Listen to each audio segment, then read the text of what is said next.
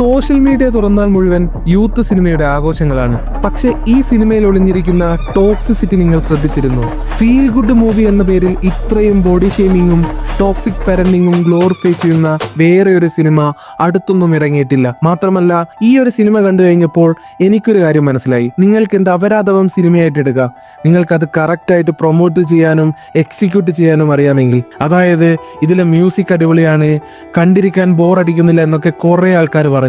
പക്ഷേ അതുതന്നെയാണ് ഇതിന്റെ മെയിൻ പ്രശ്നവും. വളരെ ഭംഗിയായ ഒരു സ്ക്രീനിന് പുറകിൽ വളരെ തെറ്റായ ഒരു മെസ്സേജാണ് ഇവരെ ഹൈഡ് ചെയ്ത് വെച്ചിരിക്കുന്നത്.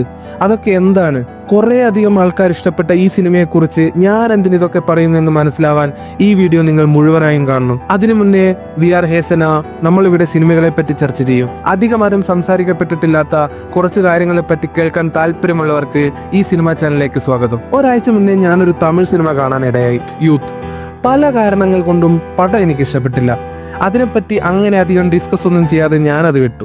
പിന്നെ ലാസ്റ്റ് ഒരു 2 ആഴ്ചയായിട്ട് എവിടെ എടുത്ത് നോക്കിക്കഴിഞ്ഞാലും യൂത്തിന്റെ പോസ്റ്റുകളും യൂത്തിന്റെ ഇന്റർവ്യൂകളും ഒക്കെയാണ് കാണുന്നത്. മീമുകളും റീൽസുകളും ഒക്കെയായി യൂത്ത് ആൻഡ് PR ടീം കളം നിറഞ്ഞിരിക്കുന്നു. യൂത്ത് ഭയങ്കരമായി ആളുകൾ സെലിബ്രേറ്റ് ചെയ്യപ്പെടുന്നത് കണ്ടപ്പോൾ എനിക്ക് തോന്നിയ കുറച്ച് കാര്യങ്ങൾ ഇവിടെ ഡിസ്കസ് ചെയ്യണമെന്ന് തോന്നി. പിന്നെ എനിക്ക് തോന്നിയതുപോലെ വേറെ ആർക്കെങ്കിലും തോന്നിയിട്ടുണ്ടോ എന്നറിയാലോ. സോ ഇനി പറയാൻ പോകുന്ന കാര്യങ്ങൾ എനിക്ക് മാത്രം തോന്നിയ കുറച്ച് പോയിന്റ്സുകളാണ്. തെറ്റുകളുണ്ടാവാം, ശരികളും ഉണ്ടാവാം. നിങ്ങൾക്ക് അഭിപ്രായം കമന്റായി രേഖപ്പെടുത്താം. ആൻഡ് ഇതൊരു സ്പോയിലർ വീഡിയോ ആണ്. സോ പടം കാണാത്തവരുണ്ടെങ്കിൽ നിങ്ങൾക്ക് സിനിമ കണ്ടതിന് ശേഷം തുടർന്ന് കാണുന്നതായിരിക്കും നല്ലത്. കണ്ടവർക്ക് ഇനി അങ്ങോട്ട് തുടരാം. Director, writer, actor, lyricist, singer തുടങ്ങിയ ഒട്ടുമിക്ക ജോലികളും ചെയ്തു വെച്ചിരിക്കുന്നത് കെൻ കരുണാസ് ആണ്. തമിഴ് സിനിമകളിൽ സപ്പോർട്ടിംഗ് ആക്ടറായി കുറേ സിനിമകളിൽ തിളങ്ങിയിട്ടുള്ള കരുണാസിന്റെ മകനാണ് കെൻ. സിനിമ കണ്ടതിന് ശേഷം യാദൃശ്ചികമായി കെന്നിൻ്റെ ഒരു ഇൻ്റർവ്യൂ കാണാനിടയായി. അതിൽ കെൻ പറഞ്ഞൊരു കാര്യമുണ്ട്. ഏകദേശം 2 കൊല്ലം എടുത്തായിരുന്നു ഇതിൻ്റെ സ്ക്രിപ്റ്റ് വർക്കൊക്കെ കംപ്ലീറ്റ് ചെയ്തത് എന്ന്. സോ വീഡിയോയുടെ ആദ്യ സെക്ഷനിൽ നമുക്ക് കെൻ 2 കൊല്ലം കൊണ്ടെടുത്ത ഈ സ്ക്രിപ്റ്റ് വർക്ക് എങ്ങനെയായിരിക്കും ചെയ്തിട്ടുണ്ടാവുക എന്നൊന്നും നോക്കാം. എൻ്റെ ഒരു പേഴ്സ്പെക്റ്റീവിലാണ് ഇനി പറയാൻ പോകുന്നത്. സിനിമയെ ഞാനൊരു 4 ലെയർ ആയിട്ടിരിക്കുന്നു. ആദ്യം തന്നെ നമുക്ക് വേണ്ടത് ഒരു സ്റ്റോറിയാണല്ലോ. സ്റ്റോറി ഒരു പ്രണയം ബേസ് ചെയ്തിട്ടുള്ളതാണെന്ന് ആദ്യമേ ഫിക്സ് ചെയ്യുന്നു. ഇതാണ് ഫസ്റ്റ് ലെയർ. അതിനുവേണ്ടി നമുക്ക് കുറച്ചധികം സിനിമകളൊന്നുകൂടെ റീവൈൻഡ് ചെയ്യേണ്ടിയിരിക്കുന്നു. പ്രേമം, 96, മുതൽ നീ മുടിവും നീ, ഓട്ടോഗ്രാഫ്, പ്രേമലു, കോമാളി, അങ്ങനെ കുറച്ച് പ്രണയം പറഞ്ഞിട്ടുള്ള നൊസ്റ്റാൾജിക് സിനിമകൾ എടുക്കുക. എന്നിട്ടെല്ലാം കൂടെ ഒന്ന് മിക്സ് ചെയ്തെടുത്താൽ സിനിമയുടെ ഫസ്റ്റ് ലെയർ റെഡി. അടുത്ത ലെയറായിട്ട് നമുക്ക് പ്രണയത്തോടൊപ്പം കുറച്ച് നൊസ്റ്റാൾജിക് എലമെന്റ് കയറ്റി കൊടുക്കാം. 90s-നെയും ഏർലി 2K കിഡിനെയും ഒക്കെ ഒന്ന് പഴയ കാലഘട്ടത്തിലേക്കൊക്കെ കൊണ്ടുപോകാൻ പറ്റിയ പല മൊമെന്റ്സും നമുക്ക് റീൽസിൽ നിന്നും നേരത്തെ പറഞ്ഞ സിനിമകളിൽ നിന്നുമൊക്കെ അടിച്ചു മാറ്റാം. കുറച്ച് പഴയ സോങ് റെഫറൻസും മൂവി റെഫറൻസും ഒക്കെ കൊടുത്താൽ ഗംഭീരമായി സെക്കൻഡ് ലെയർ ഇവിടെ കംപ്ലീറ്റ് ആകും. ഇത് വേണ്ടത് മൂന്നാമതായി നമുക്ക് കുറച്ച് കോമഡിയാണ്. അതിന് നമുക്ക് ബോഡി ഷേമിങ് മെയിൻ എലമെൻ്റായി എടുക്കാം. നമുക്കതിൽ കൂടെ ഒരാളെ എങ്ങനെ വേണേലും കളിയാക്കി ആൾക്കാരെ ചിരിപ്പിക്കാൻ പറ്റും.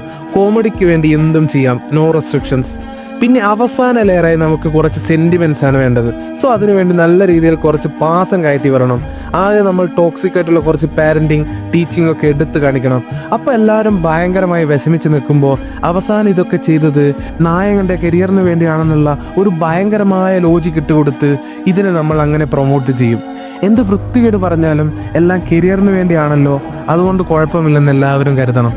അപ്പോൾ ഈ 4 ലെയർ, പ്രണയം, നൊസ്റ്റാൾജിയ, ബോഡി ഷേമിങ്, സെന്റിമെന്റ്സ്, ഇത് വെച്ച് നമുക്കൊരു ബെസ്റ്റ് സ്റ്റോറി സെറ്റപ്പ് ചെയ്യാം. പിന്നെ നമുക്ക് എന്താ വേണ്ടേ? കാസ്റ്റിംഗ് ആണല്ലോ. നായകനായിട്ട് നമ്മുടെ റൈറ്റർ, ഡയറക്ടർ തന്നെ അഭിനയിക്കട്ടെ. അപ്പോൾ നായികയായിട്ട് നമുക്ക് തമിഴ് ഇൻഡസ്ട്രിയിൽ നിന്ന് തന്നെ എടുത്താലോ? അയ്യോ, അത് പറ്റില്ല. ഒരു നടി മലയാളത്തിൽ നിന്നായിരിക്കണം, ഒരു നടി നമുക്ക് ഹിന്ദിയിൽ നിന്നെടുക്കാം, ഇവിടെ നിന്നും. പിന്നെ 3 ആളും നല്ല മിൽക്കി വൈറ്റ് കളറായിരിക്കണം. മിക്സഡ് കളറുള്ള ആരെങ്കിലുണ്ടെങ്കിൽ നമുക്ക് സൈഡ് റോളിലേക്ക് എടുക്കാം. നായികയുടെ കൂടെ കോമഡി ക്യാരക്ടറായ കൂട്ടുകാരി ഉണ്ടല്ലോ, കുറച്ച് തടിച്ചിട്ട് കുറച്ച് കറുപ്പ് കളറൊക്കെ ആയ സെറ്റ്. പിന്നെ കൂട്ടുകാർ കാസ്റ്റിംഗ് ഒക്കെ കുറച്ച് ഡള്ളായിക്കോട്ടെ. നായികല്ലാത്ത ആരും ബ്രൈറ്റ് ആവണ്ട. പിന്നെ അമ്മ അച്ഛൻ റോളിലേക്ക് നമുക്ക് നല്ല എക്സ്പീരിയൻസ്ഡ് ആൾക്കാർ വേണം. സുരാജ് ആൻഡ് ദേവദർശിനി തന്നെ ആയിക്കോട്ടെ. നമ്മളിങ്ങനെ ഒരു തട്ടിക്കൂട്ട് സിനിമ എടുക്കുമ്പോൾ അത് ഹൈഡ് ചെയ്ത് വെക്കാൻ നല്ലൊരു മ്യൂസിക് വേണം. GV പ്രകാശിനെ തന്നെ ഒപ്പിക്കാം. ഡയറക്ടർ ഒരു നെപ്പോ കിഡ് ആയതുകൊണ്ട് അതിനൊന്നും ഒരു പ്രയാസമില്ലല്ലോ. കെൻ അല്ലേ ഡയറക്ടർ, റൈറ്റർ അങ്ങനെ കുറേ റോൾ ചെയ്യുന്നത്, എന്നാൽ പിന്നെ പ്രൊഡക്ഷൻ കൂടെ ചെയ്തൂടെ എന്നൊരു ഇന്റർവ്യൂ ചോദിച്ചപ്പോൾ കെൻ പറഞ്ഞൊരു റിപ്ലൈ ഉണ്ട്, അത് പറ്റില്ല, ഞാൻ റിസ്ക് എടുക്കില്ല എന്നാണ്. താൻ എടുക്കാൻ പോകുന്ന സിനിമ ഒരു അവിയലാണെന്ന് അയാൾക്ക് നന്നായി അറിയാം. ഇനി ഇതെങ്ങാനും പൊട്ടിയാൽ തൻ്റെ കാശ് പോരുതല്ലോ. അങ്ങനെ ഇത്രയും കാര്യങ്ങൾ 2 കൊല്ലത്തെ പരിശ്രമത്തിനൊടുവിൽ സെറ്റ് ചെയ്ത് ഡയറക്ടർ സിനിമ എടുക്കുന്നു. ഇനി നമുക്ക് വീഡിയോയുടെ 2ാമത്തെ പാർട്ടിലേക്ക് പോകാം.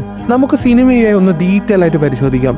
നായകനായി നമ്മുടെ കെൻ, നായികയും മലയാളത്തിൽ നിന്നും ഹിന്ദിയിൽ നിന്നും പിന്നെ തമിഴിൽ നിന്നും 3 പെൺകുട്ടികൾ. മറക്കല്ലേ, condition supply, milky white skin, വെളുപ്പെന്നാൽ എന്തോ ഭയങ്കരമായ സംഭവം എന്ന രീതിയിലാണ് സിനിമ എടുത്തു വെച്ചിരിക്കുന്നത്. നായകൻ നായികയെ പ്രൊപ്പോസ് ചെയ്യുന്ന ഒരു സീനുണ്ട്. എന്തുകൊണ്ടാണ് ഇഷ്ടം എന്ന് ചോദിക്കുമ്പോൾ കൊടുക്കുന്ന റിപ്ലൈ, ലൈക്ക് നിന്റെ ക്യാരക്ടർ, നിന്റെ സംസാരം എന്നൊക്കെ പറഞ്ഞിട്ട് പിന്നെ പറയും അതൊന്നുമല്ല, നിന്റെ സൗന്ദര്യമാണെന്ന്. വൈറ്റ് കളറിനെ ഗ്ലോറിഫൈ ചെയ്യുന്ന ഇങ്ങനത്തെ കുറേ സീനുകൾ സിനിമയിലുണ്ട്. നിങ്ങൾ ചോദിക്കും, അവൻ സ്കൂൾ ബോയ് ക്യാരക്ടർ അല്ലേ? പക്ഷെ അതിങ്ങനെ കാണിച്ചു വെക്കുന്നത് വരും തലമുറ അത് കണ്ട് ഇൻഫ്ലുവൻസ് ആകപ്പെടാൻ വലിയ ചാൻസ് ഉണ്ട്. ഒരു ട്രൂ ലവ് എന്ന് പറഞ്ഞാൽ എന്താണെന്ന് പോലും അവർ മറക്കുന്നു. വൈറ്റ് വുമണിനെ ഒരു ട്രോഫി പോലെ കാണാൻ തുടങ്ങുന്നു. സിനിമയിൽ ഇത് തെറ്റാണെന്ന് കാണിച്ചിരുന്നെങ്കിൽ കുഴപ്പമില്ലായിരുന്നു, പക്ഷെ അങ്ങനെ ഒരു സീൻ പോലുമില്ല. അങ്ങനെ വളരെ നല്ല രീതിയിൽ പ്രണയം കാഴ്ചവെച്ച് മുന്നോട്ട് പോകുന്ന നായകൻ ഒരു പ്രത്യേക സാഹചര്യത്തിൽ 2ാമത്തെ നായികയുടെ സൗന്ദര്യത്തിൽ വീണു പോകുന്നു.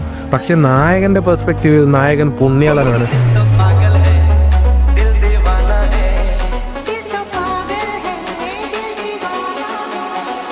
കൊമ്പിളെ പൊറുക്കി എന്നൊക്കെ പറയുമ്പോൾ ഭയങ്കരമായി ഈഗോ ഹേർട്ട് ആവുന്ന ആളാണ് നായകൻ. 2ാമത്തെ നായിക വന്ന് പ്രൊപ്പോസ് ചെയ്തപ്പോഴും ഒന്ന് നോ പറയാൻ പറ്റാത്ത നായകൻ. അവസാനം നോ പറയുമ്പോഴേക്ക് 2 പേരും അവന്റെ കയ്യിൽ നിന്ന് പോകുന്നു. പക്ഷെ അപ്പോഴും നായകനെ ഭയങ്കരമായി പൊക്കിവിടുന്ന കുറെ സീനുകളുണ്ട്. പിന്നെ സെക്കൻഡ് ഹാഫ് ആകുമ്പോൾ ദേ വരുന്നു അടുത്ത നായിക. അധികം വൈകാതെ തന്നെ അവളോടും നായകൻ ഇഷ്ടത്തിലാവുന്നു. ക്ലാസ് ട്രിപ്പ് പോകുമ്പോൾ 3 ക്ലാസ്സും കമ്പൈൻ ചെയ്ത് ഒരു ബസ്സിൽ 3 നായികയും നായകനും അടക്കം ട്രിപ്പ് പോകുന്നു. എങ്ങോട്ടേക്ക്? കേരളത്തിലേക്ക്.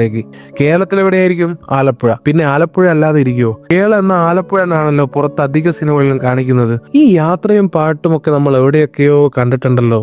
ഇത് ചിലപ്പോൾ പ്രേമലുവിലെ ഇൻസ്പിറേഷൻ ആയിരിക്കും. അങ്ങനെ അവസാനം 3ാമത്തെ നായികയെ പ്രൊപ്പോസ് ചെയ്തപ്പോൾ നായകനെ നൈസായിട്ട് റിജക്ട് ചെയ്യുന്നു. കരിയറിനെ പറ്റി ഒരു ചിന്ത പോലും ഇല്ലാത്ത നിന്നെ എനിക്ക് വേണ്ട എന്ന് പറഞ്ഞ് അവൾ ഒഴിവാക്കുന്നു. വണ്ടിയുടെ ബോഡി നന്നായിട്ട് കാര്യമില്ലല്ലോ മുതലാളി, എഞ്ചിനിലല്ലേ കാര്യം അല്ലേ? അതിനുശേഷം അവളോട് തോന്നിയ ദേഷ്യത്തിനും വിഷമത്തിനും ഒക്കെ അവൻ പോയി അവിടെയുള്ള മറ്റു പിള്ളേരുമായി അടിയാകുന്നു. അമ്മ സ്കൂളിലേക്ക് വരേണ്ടി വരുന്നു. പ്രിൻസിപ്പളുടെ പ്രതികരണം കേട്ടപ്പോൾ അമ്മയ്ക്ക് അറ്റാക്ക് വരുന്നു. അതോടുകൂടി നായകൻ എല്ലാ തെറ്റുകളും തിരിച്ചറിയുകയാണ്. അമ്മയുടെ വാല്യൂ, അച്ഛൻ്റെ വാല്യൂ ഒക്കെ അവിടെ തിരിച്ചറിയുകയാണ്. അതുവരെ എല്ലാ പേപ്പറിലും തോറ്റുകൊണ്ടിരുന്ന അവൻ അവസാനം പഠിക്കാൻ തീരുമാനിച്ചു. 1 മാസത്തെ കഠിന പ്രയത്നത്തിനൊടുവിൽ 9ാം റാങ്ക് വാങ്ങുകയാണ് നായകൻ. അങ്ങനെ റിസൾട്ട് വന്നതിന് ശേഷം നായകൻ വീണ്ടും നായികയെ കണ്ടുമുട്ടുന്നു. എന്നിട്ട് തനിക്കിപ്പോൾ പ്രണയമില്ലെന്നും ഫാമിലിക്കാണ് ഇമ്പോർട്ടൻസ് എന്നും പറയുന്നു. അപ്പോഴും എനിക്ക് മനസ്സിലാവാത്തൊരു കാര്യമുണ്ട്. ഇവിടെ നായികയെ വലിയ രീതിയിലാണ് കാണിച്ചിരിക്കുന്നത്.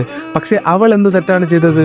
ഒന്നും പഠിക്കാത്ത എല്ലാ തോന്നിവാസവും ചെയ്ത് നടന്ന് അവനെ റിജക്റ്റ് ചെയ്തത് അവളുടെ പെർസ്പെക്റ്റീവിൽ 100% ശരിയല്ലേ? അതും കൂടാതെ അവൾ അവന് വേണ്ടി വെയിറ്റ് ചെയ്യാ എന്ന് പറഞ്ഞു. കരിയർ ആൻഡ് ഡ്രീംസ് ഉണ്ടെന്ന് പറഞ്ഞത് തെറ്റാണോ? പക്ഷെ ലാസ്റ്റ് നായകൻ സൂപ്പർ ഹീറോ ആയി, നായിക 3 പേരും വില്ലിയായി. പേരൻസ് ആർ ഇമ്പോർട്ടൻ്റ് എന്ന് കാണിച്ചത് തെറ്റല്ല. പക്ഷെ പേരൻസ് മാത്രം ഇമ്പോർട്ടൻ്റ്, ലവ് ആവശ്യമില്ല എന്നൊക്കെ പറഞ്ഞതും അവൻ റിജക്റ്റ് ചെയ്ത റീസണുമാണ് ഇവിടെ പ്രശ്നം. പേരൻസ് അവരുടെ കുട്ടികളെ എന്തു മോശം നിലയിലായാലും സ്നേഹിക്കും. പക്ഷെ എന്ന് വിചാരിച്ച് പെണ്ണും സ്നേഹിക്കണമെന്നുണ്ടോ? സ്നേഹിച്ചില്ലെങ്കിൽ അവളുടേത് ട്രൂ ലവ് അല്ല എന്ന ഓഡിയൻസിനെ നൈസായിട്ട് മാനിപ്പുലേറ്റ് ചെയ്ത് വെച്ചിട്ടുണ്ട്. പേരൻസ് ചീത്ത പറയുന്നതും അടിക്കുന്നതുമൊക്കെ ഫ്യൂച്ചറിന് വേണ്ടിയാണെന്നും എന്ത് ടോക്സിക് പാരന്റ് ചെയ്താലും അതൊക്കെ ഫ്യൂച്ചറിന് വേണ്ടിയല്ലെന്നും ഡയറക്ടർ പറഞ്ഞു വെക്കുന്നു. ഇതൊക്കെ ഡോൺ സിനിമയിൽ നമ്മൾ കണ്ടു മറന്നതാണ്. വേറെ ഒരു സീനുണ്ട് സിനിമയിൽ. നായകൻ 3ാമത്തെ നായികയുടെ അച്ഛൻ്റെ തലയിൽ ഹെയർ ഇല്ലെന്ന് കാണുന്ന ഒരു സീൻ. എന്ത് വൾഗറായിട്ടാണ് ആ സീൻ എടുത്തു വെച്ചിരിക്കുന്നതെന്ന് കണ്ടവർക്ക് മനസ്സിലാവും. പക്ഷെ ഈ സീനിലൊക്കെ അട്ടഹസിച്ച് ചിരിക്കുന്ന കുറേ പേര് തിയേറ്ററിൽ കണ്ടു. 24 വയസ്സാണ് കെന്നിന്. അവനും അവൻ്റെ കുറച്ച് സുഹൃത്തുക്കളും കൂടെയാണ് ഈ സിനിമ എടുത്തു വെച്ചിരിക്കുന്നത്. ഇത്രയും ബോഡി ഷേമിങ്ങും ടോക്സിസിറ്റിയും കളറിസവും ഒക്കെ നിറഞ്ഞു നിൽക്കുന്ന ഈ സിനിമ ഇത്രയും ആഘോഷിക്കപ്പെടുന്നതിൽ പേടി തോന്നുന്നു. ഗൈസ്, ഇതൊക്കെ വലിയ രീതിയിൽ സമൂഹത്തിൽ ഇൻഫ്ലുവൻസ് ആക്കപ്പെടും. പിന്നെ കുറെ പേര് വന്ന് പറയും ഇതൊക്കെ ചെറിയ കാര്യമല്ലേ, സിനിമകൾ സിനിമയായി കണ്ടൂടെ. ഒരിക്കലും അംഗീകരിക്കാൻ പറ്റാത്ത കുറെ കാര്യങ്ങളാണ് ഇതൊക്കെ. കെന്നിന്റെ ഏജ് ഉൾക്കൊണ്ടുകൊണ്ട് പറയട്ടെ, കെൻ, നീ ഒരു മോശം നടനാണെന്ന് ഞാൻ പറയുന്നില്ല. പക്ഷേ ഇനി വരാൻ പോകുന്ന സിനിമകളിൽ ഇതൊക്കെ നീ തിരുത്തണം. ഇപ്പൊ നീ സമൂഹത്തിൽ ഉണ്ടാക്കിയ ഇമ്പാക്ട് വളരെ വലുതാണ്. അത് തിരുത്താനുള്ള ഉത്തരവാദിത്വം നിനക്കുണ്ട്. ഒരു 2ാം ക്ലാസ്സുകാരന്റെ പാഠപുസ്തകത്തിൽ ഇതുപോലെ ഫെയർ അഗ്ലി എന്ന് വേർതിരിച്ച് കാണിച്ച് ഒരു 6 വയസ്സുകാരന്റെ മനസ്സിൽ അവനെ പറഞ്ഞു പഠിപ്പിക്കുന്ന നിറത്തിന്റെ രാഷ്ട്രീയം. The politics of discrimination, the politics of hate. പക്ഷേ എത്ര നിശബ്ദരാക്കിയാലും ഏത് തുറങ്കിലടച്ചാലും ചോദ്യം ചോദിക്കുക തന്നെ ചെയ്യും, ഉത്തരം തന്നേ പറ്റൂ.